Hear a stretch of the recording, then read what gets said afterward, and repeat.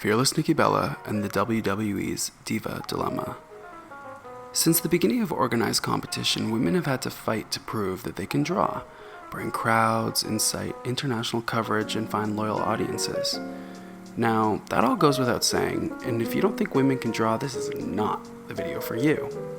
But proving that to institutions and gatekeepers, it's been a pretty hard shit.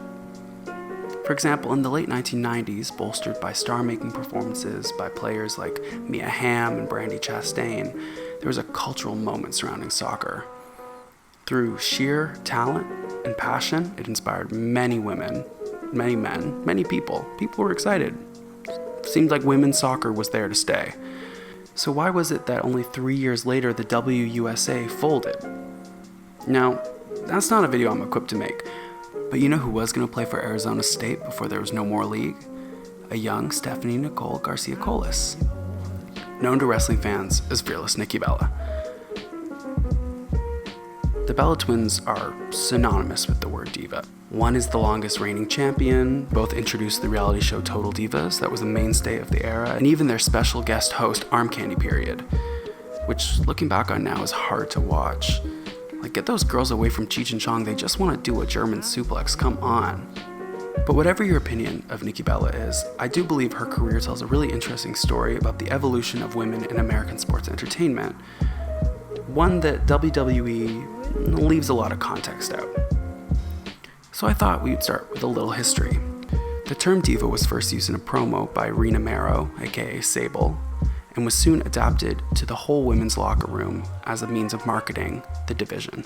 Other notable trailblazers include Terry Runnels, Jacqueline, Sunny, The Cat, Tori. There's a couple forgotten names out there. In the A&E Legends documentary on the Bella twins, Stephanie McMahon claimed that the term diva was something to empower the division, to give them something of their own. She says, just like VH1 had Whitney Houston and Aretha Franklin, WWF at the time had their divas. But we all know the word diva has a connotation. Although it's been glorified by queer communities, many of us first interacted with that term as vitriol. It connotes power, but disdain for any woman who uses it. I can think of so many times as a musician where I've heard men say, "Oh, she's being such a diva," when he was literally just talking about a woman who was trying to make something right. So that initial implication, combined with some of the most egregious stipulation matches you can think of, evening gown, lingerie, pudding, like, what the? It's not surprising that this is a very divisive term in the wrestling community. In the next 15 years, the division evolved. It faced its own setbacks, but still the memories, the merchandise, and the lineage was created. Nikki Bella becomes the longest reigning Divas champion. The audience of women grows. Far from the infamous stipulation matches and slowly breaking out of the time constraints, the Divas Championship is retired just like the original women's belt was in 2009. We start getting Royal Rumbles, all women's pay-per-views, but when Nikki returns for the next couple years, commentary is avoiding the term diva like the plague. How could it be that the World Championship for the women, that was the only women's championship for 6 years, not counting NXT, is blacklisted? Now, I understand that immediately after the retiring of that word, it held extremely negative sentiment among the fans, but it's hard not to feel like, for years, the WWE rejected a female audience and created an unattainable ideal of a woman. Those who fit the mold found a passion in wrestling and gave everything to the company, creating meaningful connections to the audience, breaking glass ceilings to the point where the corporation was forced to utilize the division. Then, once a new and necessary movement rejecting the limitations began, WWE co-opted it and erased the previous era and the women who would give 300 days of wrestling a year. In the Table for 3 episode on former Divas champions, Kelly said, "We always recognized the women who came before us. What about us? We gave our everything when we walked through the curtain, every night." So it feels like even the Divas Championship itself, just wiping that out and forgetting about that, it's like, ugh. Now, real talk, I think that the company facilitated a popcorn feminist revolution, but we know sexism continued to run rampant in the backstage. Any women's wrestling fan knows that our corporate recognized legends come few and far between. So many women have been left behind over minuscule infractions, while men will literally commit violent crimes and still be honored. All you need to do is look back at the Bellas. To be honest, they're the closest we've ever had to The Rock or John Cena for the women. Except for Stacy Keibler, but she fled like a thief in the night. Good for her. The twins were loyal to wrestling, whether you want to believe it or not. Even though they came up with the name themselves, the WWE owned the intellectual property that was the Bella twins. Nikki and Brie decided that it was time to return to their birth names, the Garcias. Citing frustration with the control that the company held over what projects they could or couldn't do, and after an iconic drunk IG Live roasting the 30th anniversary of Raw, which was honestly a pattern of creating dissent against the treatment of women, which we know Vince and everyone in the office, I'm sure, is very high on.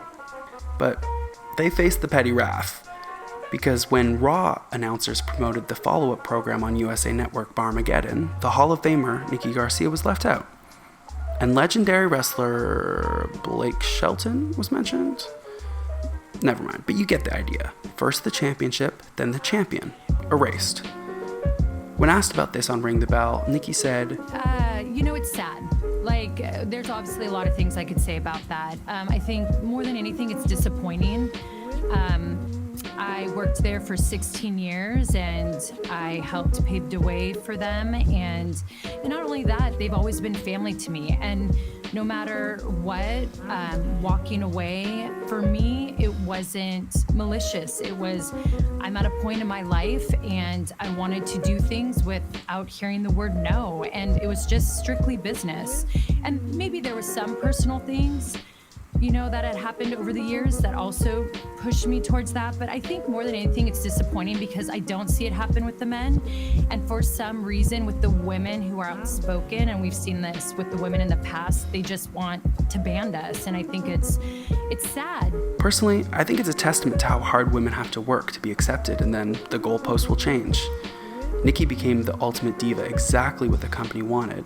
But once it wasn't what they wanted anymore, and Nikki was using her stature to speak up for other women, bye-bye.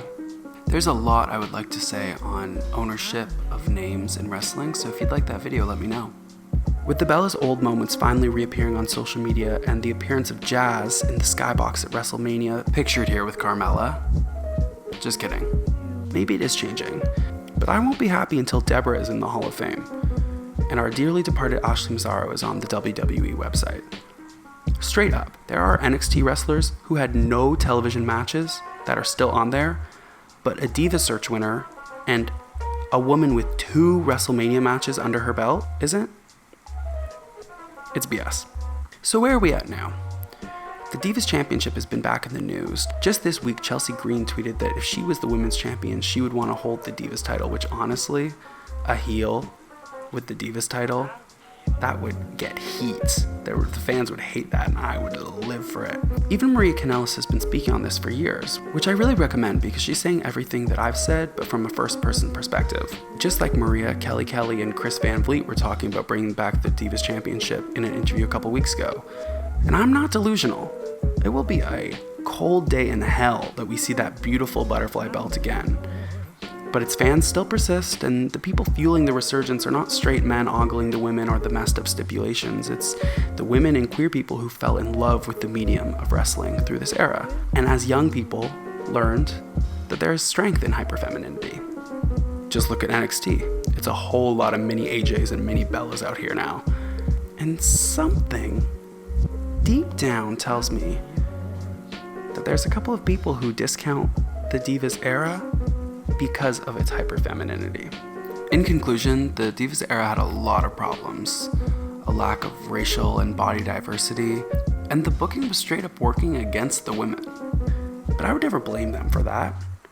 And I would never ever reverse the progress and go back to a 16 diva tag ending after 3 minutes by a roll-up. But you can't erase the era no matter how hard anyone tries. And no, not every diva was a bad wrestler, and if you believe that, you're going in an inflatable pool of pudding. To the diva haters, all I can say is, what's the matter? Scared you might like it? Want some good Divas matches to watch after this? Here's some I like. There's of course so many more, and I've barely scratched the surface of the original Women's Championship, but thank you for joining me. I think my next video is going to be about AJ Lee and the Smurfette principle. So subscribe if you want more women's wrestling video essays, and comment down below any topic you'd like covered. Okay, bye. Stay sexy, smart, and powerful.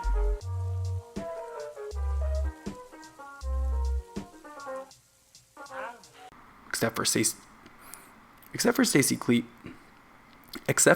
Keebler.